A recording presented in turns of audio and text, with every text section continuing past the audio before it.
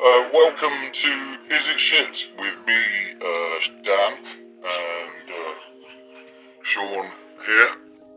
Oh, hello, it's you. And I put it back on. Yeah. Oh, okay, so that was rather funny, wasn't it? It made me laugh. Yeah. Oh, yeah. Out the old costume department here at the BBC. So welcome to another edition of Are We Stormtroopers with me, Sean Vincent, and Him, Dan Peters. And today we're looking at how to EQ without having to know how to EQ. Almost. We are looking at another Waves Factory plugin. This time it's the TrackSpacer. What was the other Waves one we did? Waves Factory one we did? The Waves Factory one we did before this. On the spot now, oh, you have, yeah. God, what was the other Waves Don't Factory worry, it's one? all right. It's gone. It was about 20 minutes ago, wasn't it? Something like that. Sorry, about 3 days ago. 3 days, 4 days, 4 weeks ago, maybe. Don't know. About 2 t-shirts ago. Anyway, Yeah, so definitely. the Waves Factory TrackSpacer. Yes. What is it? What is it? Well, it's like we were just saying, it's one of these clever mix tools that are around these days to make our life a lot easier when mixing.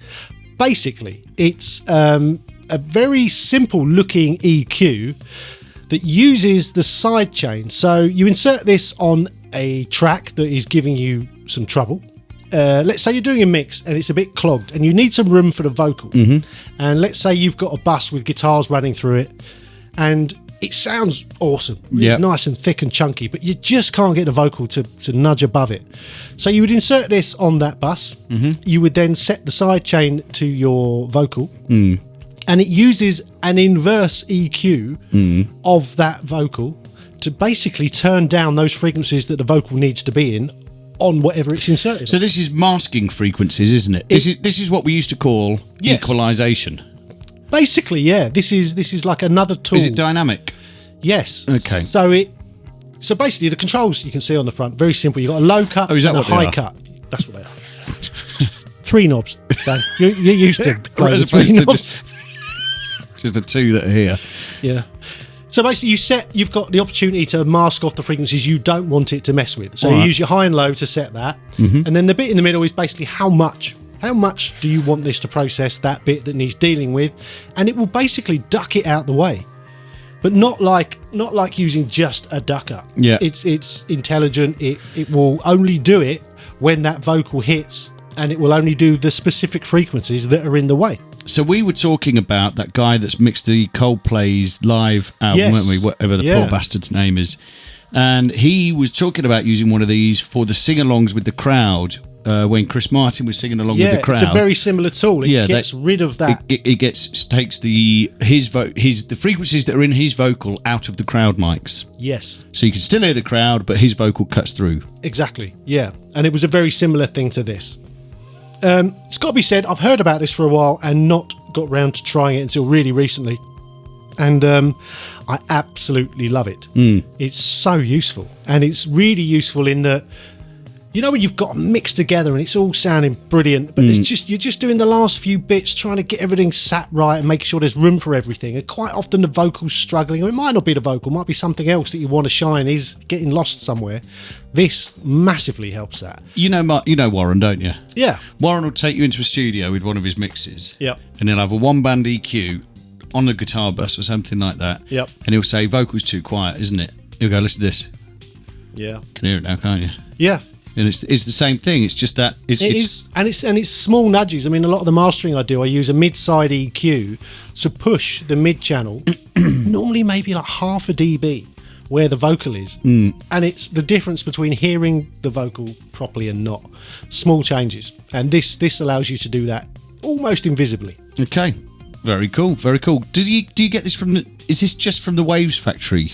So this is called Waves Factory, yeah. Is it just from, sorry, it's called TrackSpacer, isn't it? Yes. Where'd you get it?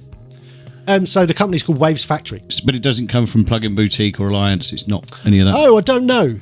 Waves Factory might be a Plugin Boutique thing, I'm not sure. But if you just Google Waves Factory TrackSpacer, it will come up. How much does it cost? It's 52 quid. which I think is pretty good for what it does. It's a really useful tool. You'll find yourself using it on everything once you've got it. You know what? I'd like to be able to have a demo of it and use it for a little while and see how that went before I decided whether to buy it or not, because that'd be a really useful feature with something new and interesting like this, wouldn't it? I'd love to be able to tell you, Dan, that you could do that. I mean, you sort of can. There is a demo, but the volume dips every 60 seconds. That's okay, because I write songs that are shorter than 60 seconds. Well, they would have to be. Yeah. It's... I mean, I wish they were, but... It's about 59 seconds shorter than... Yeah, slightly annoying that. I mean, I think they need to look at that. That does make it very difficult to have full confidence that you're buying something that you actually need. I can kind of see, though, if you've got your, copyright in something like this, you're going to be you've put a lot of money into developing a plugin. You're going to be protective of the intellectual copyright contained therein. As much as I understand that, when I see a company giving you a 14 or 15 day full functionality demo, you just think they know that you're going to try this out and want to buy it. There you go. I think that's what it says. There's an advanced tab you can click on which allows this to work in mid-side mode, which is incredibly useful. I thought it doesn't advance you to 52 quid. No. Oh. No. There's also control over attack and release, which again is really useful. I think it does a good job anyway, but if you want to fine tune it, how it's working, you do have control over that. It's cool they've thought about it, haven't they? It's because it's simple enough, but it's got all the features that you'd want. Yeah, I think it's really clever. You can use it in mastering too. It's a very clever bit of kit. I would. Do you know anybody that does mastering, Sean? Actually, I do, Dan. Do you? Yeah. I can feel a plug coming on. That's a bit Elvis. Yeah.